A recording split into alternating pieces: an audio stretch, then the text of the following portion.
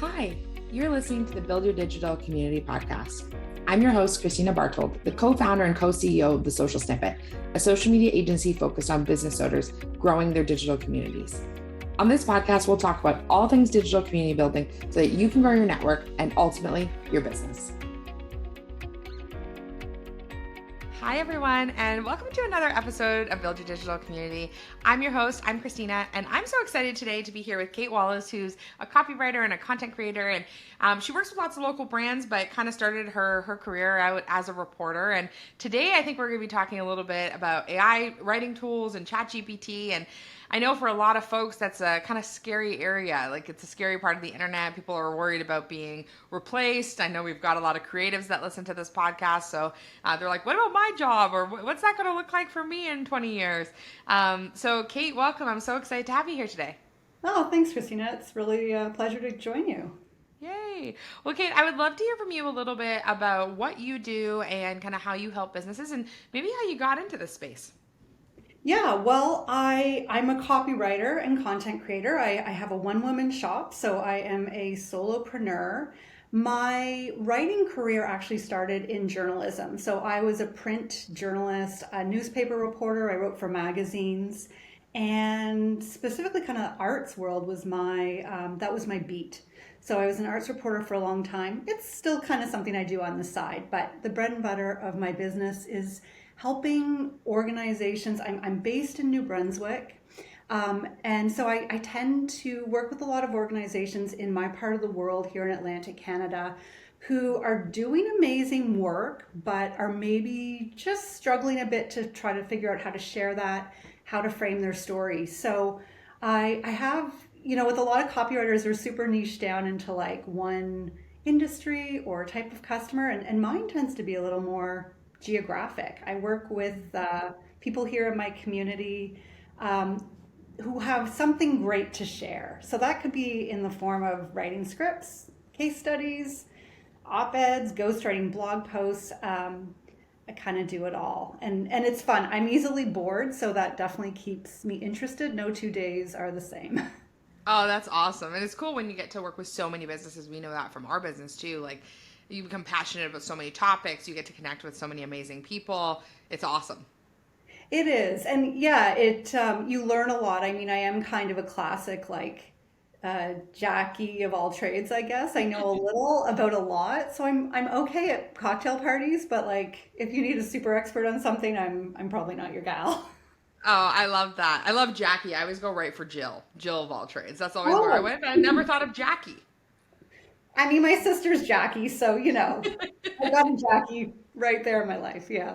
Yeah, yeah. Well, interesting. And I'm curious for you, like, so what kind of came up for you, Kate, around AI? Like, how did you get interested in it? And I know right now there's kind of a craze around it, right? Like, people are obsessed and they're talking about it Mhm. nonstop.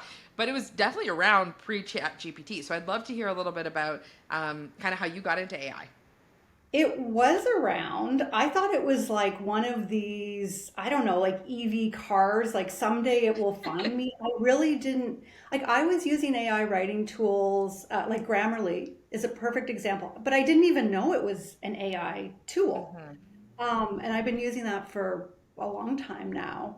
So like I don't have a subscription to Wired. I'm a bit, I'm a Gen Xer, so even sometimes I feel like a bit of a tech um, I don't want to say laggard, but I'm not on that cutting edge. So, Right. AI just felt like for other people. And then all of a sudden, I think it was in November when there was just this explosion on the internet and people who were in my world, people who other writers in my Twitter feed, were really freaking out about it. And I realized, oh, this is something that's actually really important and coming into my world as a writer. I mean, obviously with ChatGPT, um, it just touched all of our lives and professions. And even if you don't work full time as a writer, most of us are writers now, especially in the marketing communications kind of, social digital world that we're living in now for Mhm. entrepreneurs. So I got interested pretty quick. And I would say alongside that interest, my initial reaction was actually one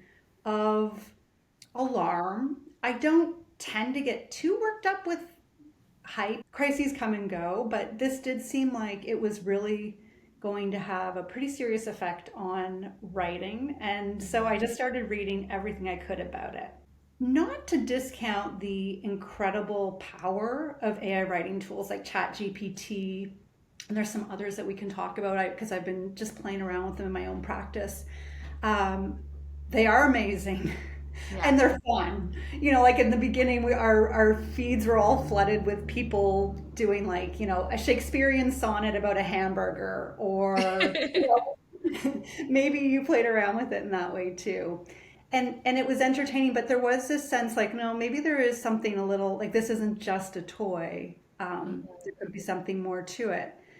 And there is. They're super powerful tools, and we can talk about healthy ways to harness them and to use them. But there's also a huge value, and maybe this even highlighted things I've always believed about the value of the original, the handmade, the Mm. unique, of bespoke, almost artisanal writing.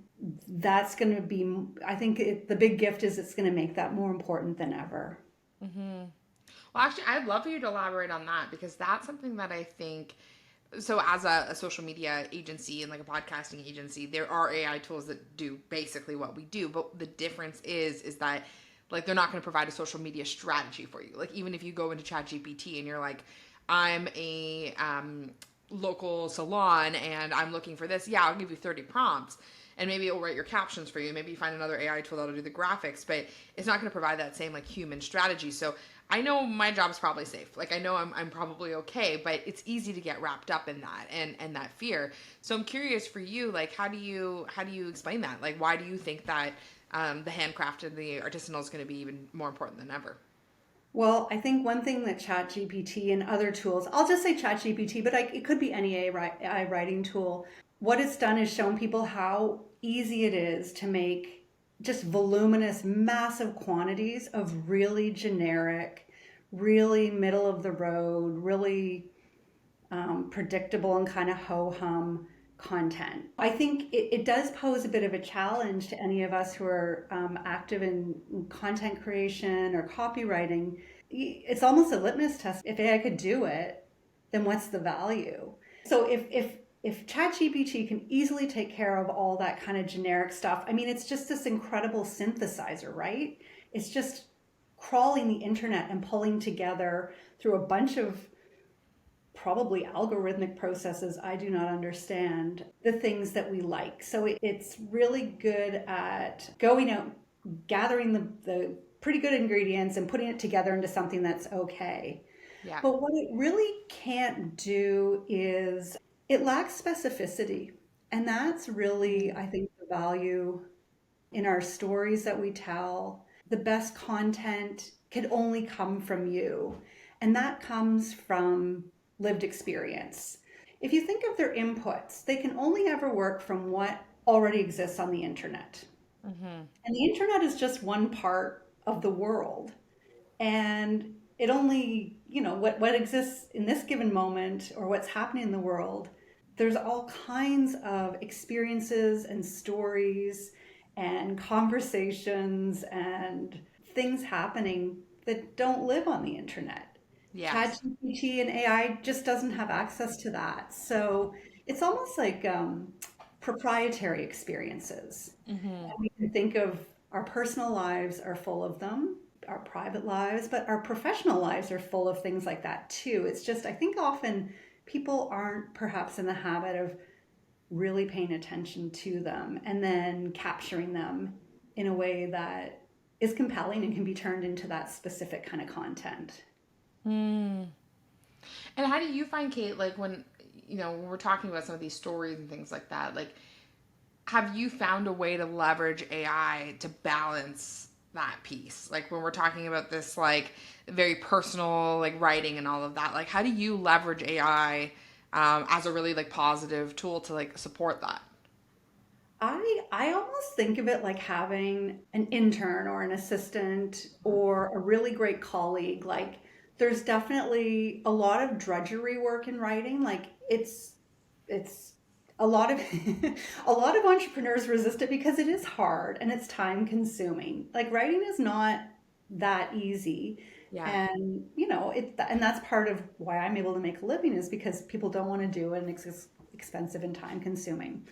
But there are, with most writing, there's sort of three phases to it. There's your research and discovery or your experience, I would say. Like there's something you're gathering information and experience. Yep.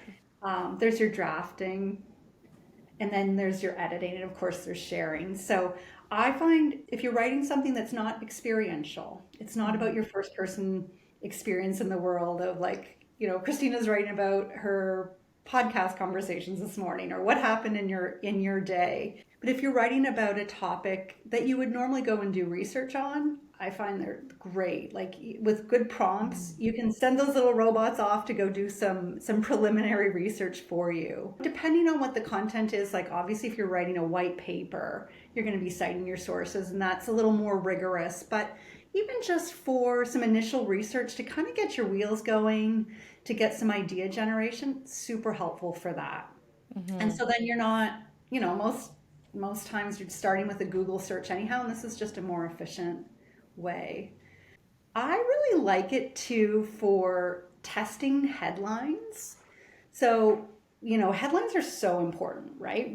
Or if you're writing a short social media caption, I find that is almost like a headline, right? So Yeah, you've for got to sure. be concise, compelling, clear. People, you want them to either take a call to action or just read on. So sometimes, like when I'm generating headlines, often I'll get a bunch of like words or phrases, and then I'll plug those into like ChatGPT. I've actually been using a tool called Jasper, and just Cool. look for variations. And sometimes there's just it's still your own ideas and your own words, but it's a way to kind of get you out of some of the writing ruts that we all can fall into from time to time. So that's a way to freshen things up. I mean, it kind of takes me back to being a reporter. The newsroom I worked in was open, and people would always struggle with writing headlines. And you'd have a colleague like, I wrote this story about, I don't know, there was like a pet parade today, and it'd be kind of fun. Like I think of my colleagues shouting out like, and then we just start like riffing on headlines, and some of them would be punny, and some of them would be ridiculous, and some of them would make no sense. But whenever with the headline thing, I kind of think of that like it's kind of like having a colleague, a little team of colleagues right beside you to help brainstorm. Another really good, I mean, obviously I mentioned Grammarly, so that's more at the editing end of things, and that's super helpful as well. There's a copywriter named, or well, maybe he's more of a creative director. Dan Nelkin is his name. I think he's in BC. He has certain frameworks that he uses in his practice. Like he has his headline technique he calls list and twist, where you have like a list of three things, and the third one's kind of unexpected or Mm. offbeat. So you can even use them like if you have your own writing frameworks that you use, such as Dan Nelken's list and twist, you can ask the tool, you can prompt it to give you variations on something on that framework. So I like that because it's still your own creativity at work, but just bringing in a little support. And that's super helpful, especially if you're just a team of, well, if you're not a team, if you're a one person shop Yeah. or a small team. So those are a few ways that I've been finding it useful. And then the final one, and this is a thing I've always found to be a huge source of just drudgery and a very time consuming task. It always seemed to take longer than I thought it should. But, if I had longer form, medium to longer form pieces of content, to break it down to social media posts. Mm. So instead of taking me a couple hours, boom, I like Jasper has a really nice tool where you can create campaigns. So it's all my own writing, but it's just doing kind of that breaking down that is super convenient. Saves me a ton of time. So I Yeah. can just focus on high value on that original handmade story driven stuff and it can do the grunt work. Cool. Yeah, it's interesting because even for us, one of the AI tools that we're kind of leaning into is something called Opus. And essentially what it is, do you know what it is, Kate? Have you used it? I haven't used Opus, no. No, so essentially what it is you put in a video. It could be YouTube or you can upload a video. And for us, it's usually YouTube videos. And so I'll do it with like an episode like this, and then I'll throw it in there, and then there will be all these clips. So it'll give me all these clips with the caption on it. You can use my font like that I like and the colors I like and all of that. So it makes it really quick, because traditionally the way that we do this, and my team's listening to this now, is that like Meredith, who edits this podcast, will listen to it and then she'll clip it up and then she'll add text to your reel and all of that, and that takes quite a bit of time. But Opus is a great tool to just like be able to like kind of cut that curve a little bit. One of the questions I had for you, Kate, was I know what this is, but I actually think listeners would be interested. Can you tell us a little bit more about prompts for things like ChatGPT? Because I think that's actually the magic. Because a lot of people will go on and they'll be like, hey, like, write me a 7-day recipe guide or something like that. That probably wasn't the best example, but changing things in your ask to make it more helpful is great. So if I was to do that, I would write, okay, well, write me a 7-day recipe guide as a millennial food blogger who is a vegetarian. And it'll take on that personality. And then I've even had it where I'll be like, okay, and then actually like I need softer, more feminine language, I need like this, and I'm able to come up with stuff a lot easier. So I'm curious if you can tell us a little bit about prompts and your experience with them. Yeah, I mean, I think like a lot of people early on, I realized like the more specific, and again, it's specificity is like the key to success with this. So I think the example you gave is great. Like it's really drilling down.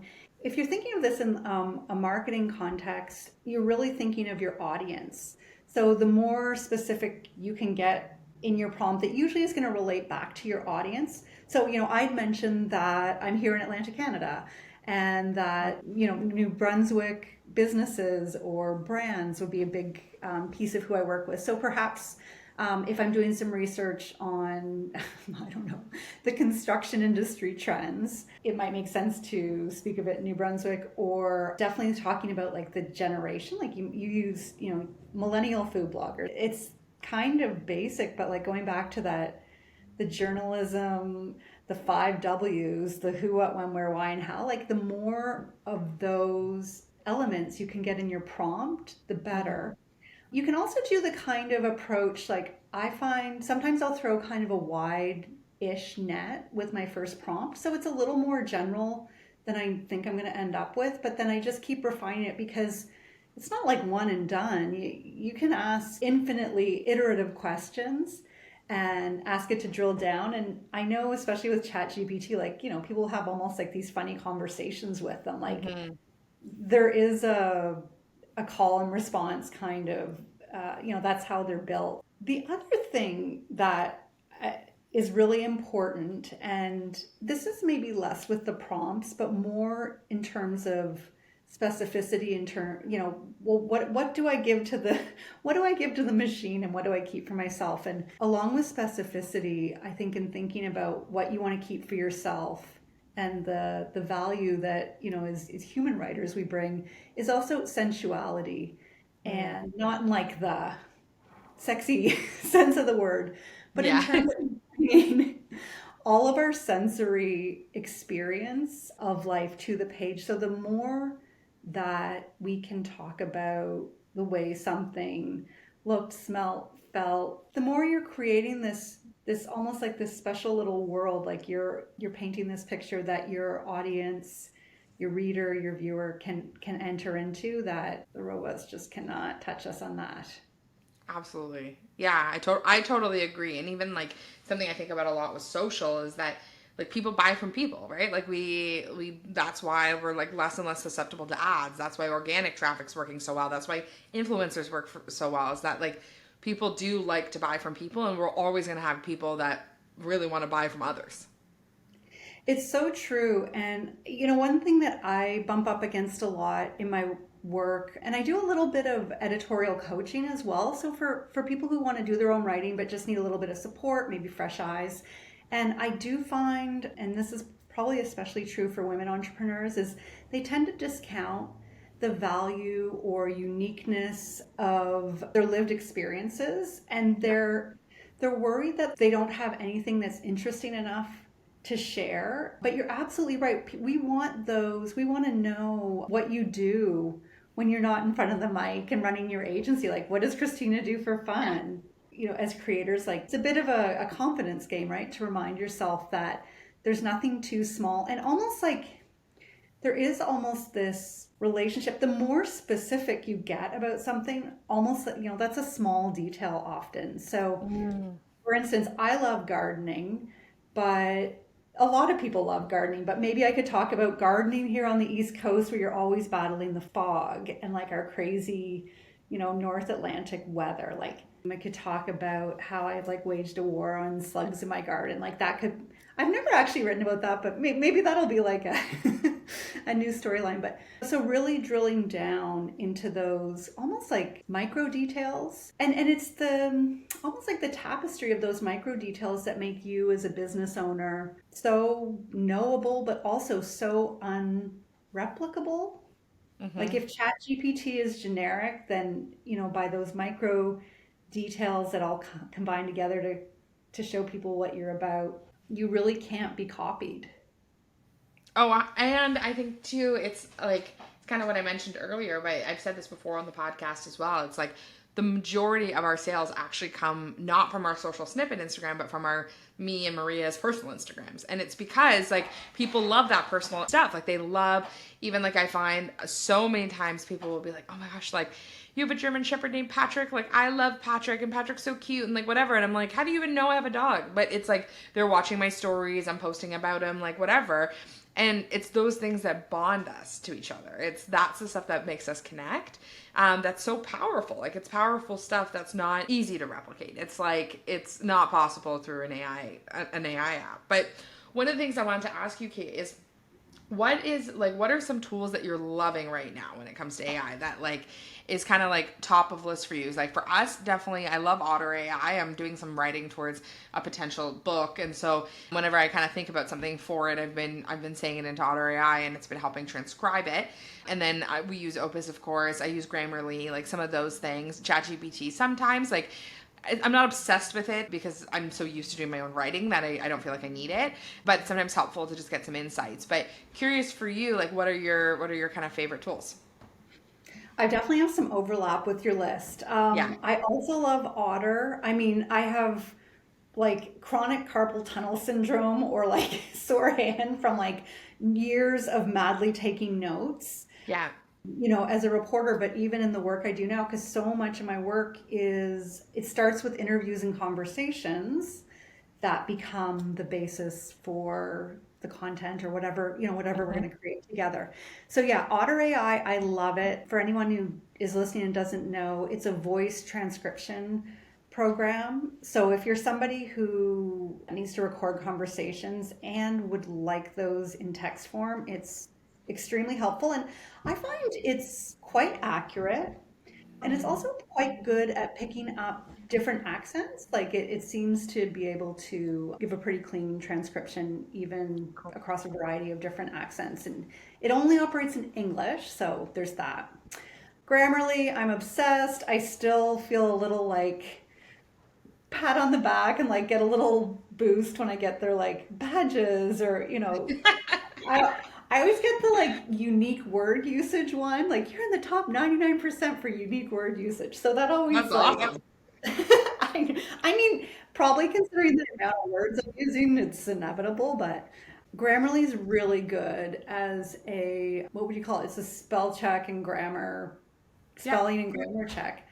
I also actually run things through, like I tend to write in Google Docs, so I'll run things through a couple of spell checks because it does always surprise me the different things that are flagged. And you don't have to take every recommendation, but a lot of people overuse passive voice. So I love that Grammarly flags for that. Or I tend to leave extra spaces. So sometimes it's just little typo things that it'll clean up for you. I love that. Jasper AI is so I did get a free ChatGPT account when it started, and then I heard about Jasper. I won't lie, it's pretty pricey. I think the annual package is like over $1,000, but Oh, it's wow. for and it but it's specifically for like content creators and copywriters. So, and there are really nice templates in there for the kinds of content that you tend to be writing. And as I mentioned earlier, you can take a long form piece of content that you wrote, pop it in, it'll generate a campaign. So that could be everything from an email series that you send to social media posts. I don't really do much like video and I don't have a podcast, but there'd be definitely options for, you can kind of customize to whatever content menu you tend to offer. Those would be the biggies for me. So I haven't gone too far in terms of trying a bunch of different tools, but trying to go a little bit deeper, I guess, with the ones I have Cool. used. Yeah. That's Do awesome. you find with your clients, are they using the tools as well? Or like is it coming up in your work with them? So we have like two types of clients. I would say we actually have many types of clients, but like two types when I think about AI tools. We have people who are like, I pay you to do this, and so like you do it, and I like never gonna log on the internet again, kind of thing. Yeah. And then we have people who are like very crafty and like want and are probably farther ahead on this than I am. So Hmm. we do see it. I think it's hard because I think that there's lots of potential with AI tools and there's so much stuff, but at the same time there's just also fear, right? Like people are like reluctant to try new tools anyway. So trying something like an AI tool that feels scary or feels like the robots are coming can be overwhelming.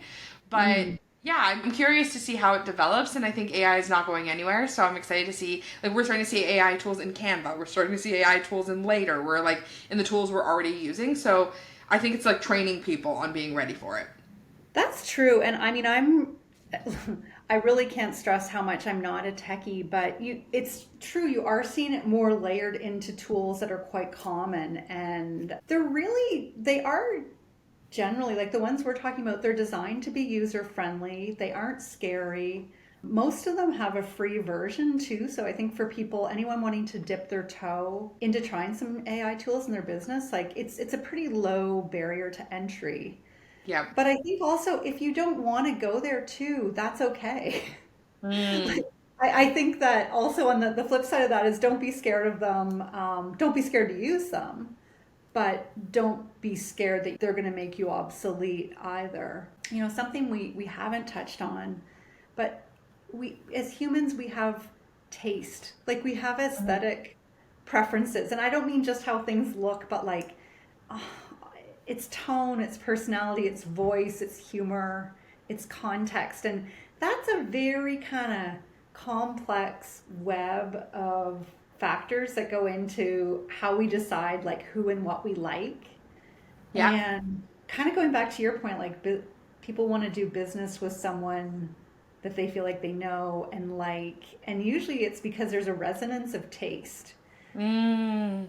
And that, I mean, even I've been reading some stuff like by AI creators and they'll be the first to admit like the machines don't have taste. They don't have aesthetic preferences. They are purely synthesizing stuff that the algorithm tells it we like most, but without any understanding of why. Yeah.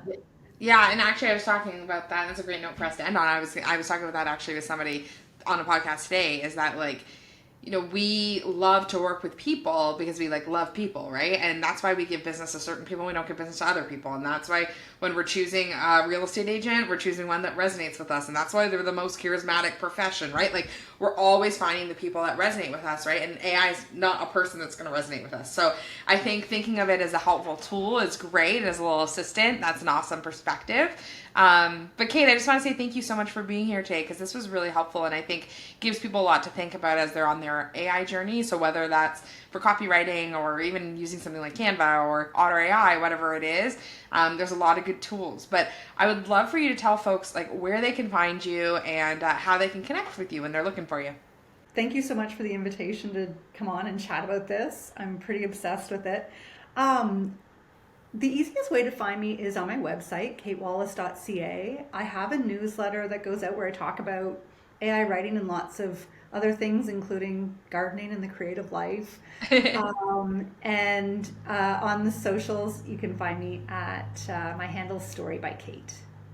Oh, I love that. I will link all of that in the show notes, of course. And if you have any questions, or we'd love to hear what resonated with you, if you have a cool AI tool that you're using and you have some feedback on it, I know I would love to hear about it. I'm sure Kate would too. But feel free to tag us in kind of your insights. And thanks again, Kate, for being here. And thank you again to everyone for listening. We know it's busy always, but appreciate it. And these topics are important. They can always help our business.